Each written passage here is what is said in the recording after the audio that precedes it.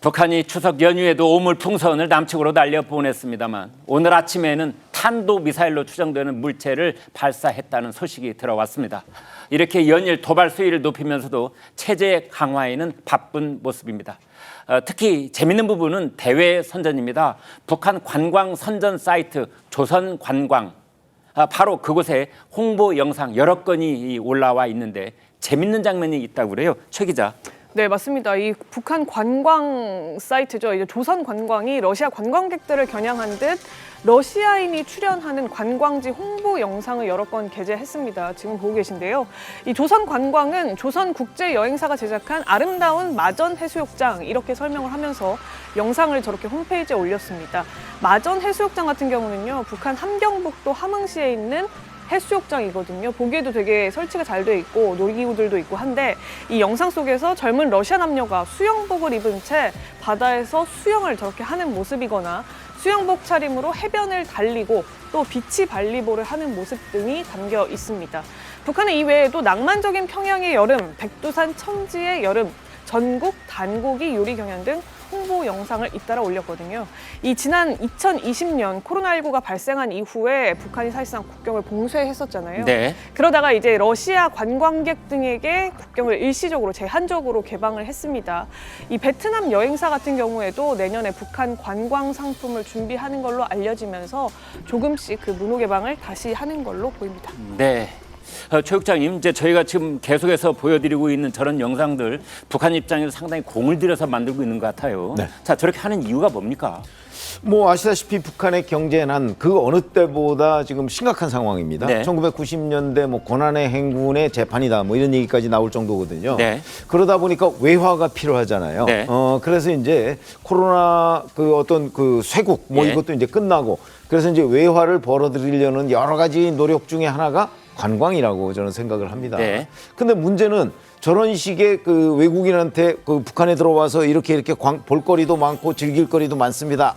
이 얘기를 아무리 해도 실제 저런 그 외국인들의 유입이 그렇게 많지 않습니다. 네. 그 이유는 이미 그 북한이라는 나라가 가지고 있는 호기심 차원을 훨씬 넘어서 위험한 나라라는 게 저는 그 상당수의 국가 국민들한테 입증이 돼 있거든요. 네. 그렇기 때문에 제가 보건대 저렇게 관광객들을 그 모으기 위해서 수많은 노력들을 하고 있지만 실질적으로 북한의 어떤 정치 체제가 가지고 있는 여러 가지의 그 행동 반경의 제약, 그다음에 여행 활동의 제약, 뭐 이런 문제들이 근본적으로 해결되지 않는 한 아마 그냥 선전을 위한 선전에 그치지 않을까 이렇게 판단이 됩니다. 네.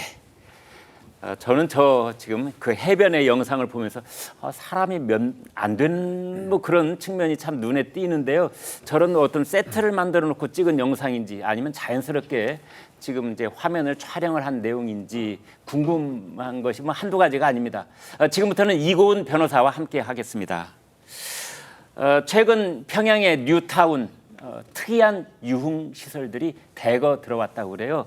북한 선전 매체들도 이 부분을 강조를 해서 소개를 하고 있다고 하는데 이 변호사님, 그렇다면은 지금 이제 북한 지도부가 아무튼 관광객 유치에 온 힘을 쏟고 있다, 뭐 이런 측면이 있는 것 같아요. 네, 그렇습니다. 관광객들이 오면 놀거리가 있어야겠죠. 그렇다 네. 보니까 우리나라에도 충분히 유흥시설들이 있다. 이걸 강조하기 위해서 북한 선전 매체들이 이제 여러 가지를 소개하고 있는데요. 대표적인 것이 평양 내에 있는 뉴타운이죠. 이 화성거리, 리문거리에 자리한 화성 대동강 맥주집이 있고요. 또 불꽃놀이 용품 판매점이나 초대형 음식점 화성각 등을 소개하고 있습니다. 그중에 지금 화면으로 보시는 것이 이 화성 대동강 맥주집이고요. 이 뉴타운 중 하나인 리문거리에 위치를 했습니다. 이 맥주집의 외관부터 굉장히 독특한데 보시면 왼쪽에 이 맥주잔, 이 대동강 맥주잔에 거품이 흘러내리는 조형물을 설치했죠. 굉장히 눈길을 끌고요. 뿐만 아니라 이 정문으로 딱 들어가려고 하다 보면은 이 차양을 받치는 두 개의 기둥이 맥주병 모양의 두 가지의 기둥을 딱 배치를 해서 들어가는 입구부터 굉장히 독특하게 꾸며 놓았습니다. 네. 그리고 1층으로 들어가면요. 커다란 맥주통 안에 들어와 있는 것처럼 돔 모양 형태의 이 맥주통 모양을 형상화한 이 천장이 눈에 띄고요. 네. 그런데 가장 인기 있는 자리는 바로 2층 야외 테라스석이라고 합니다. 2층 야외 테라스석에 올라가면 이 리문거리 뉴타운 모습을 한눈에 볼 수 있고요. 또 화려한 이 야경 모습까지도 볼 수 있어서 2층 야외 이 노대 자리가 굉장히 인기가 많다고 합니다. 그렇군요. 최근 북한이 김씨 3대 세습 과정에서 핵심적인 역할을 했던 그 원로들을 찬양하는 다큐멘터리를 제작해서 계속 내보냈던 것도 또 하나 눈여겨볼 수 있는 부분입니다. 다른 참모들에게도 충성 세습을 강조하려는 의도가 아닌가 이런 얘기가 나오고 있습니다. 송 대변인께요.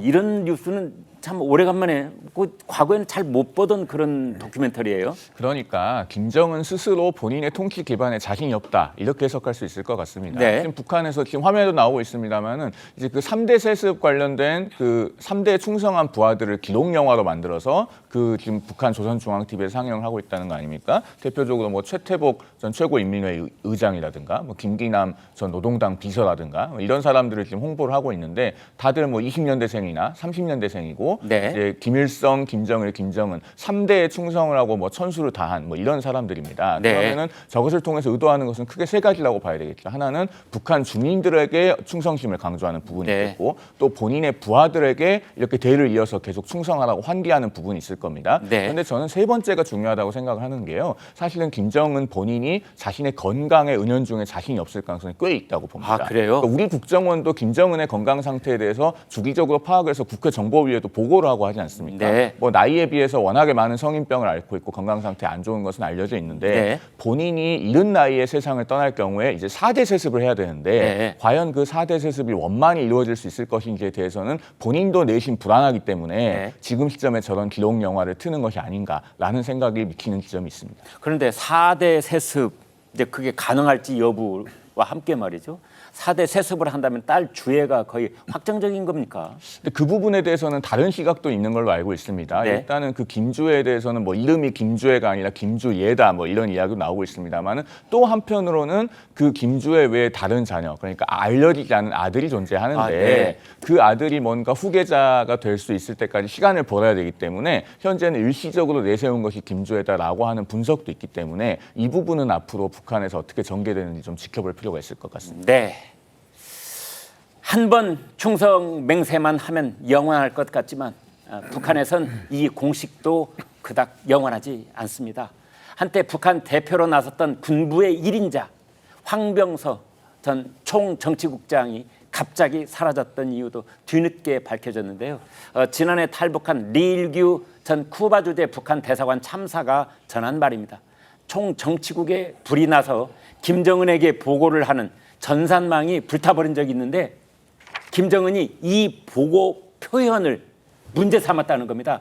트집 같지만 어쨌든 절대 존엄 외에 안전한 건 북한에 절대 없다. 뭐 이런 분석도 있는데 강성필 위원장께요. 네. 자 그렇다면은 그 뭐 표현이 문제라고 이렇게 보도가 자꾸 나오고 있는데 구체적으로 무슨 뜻입니까?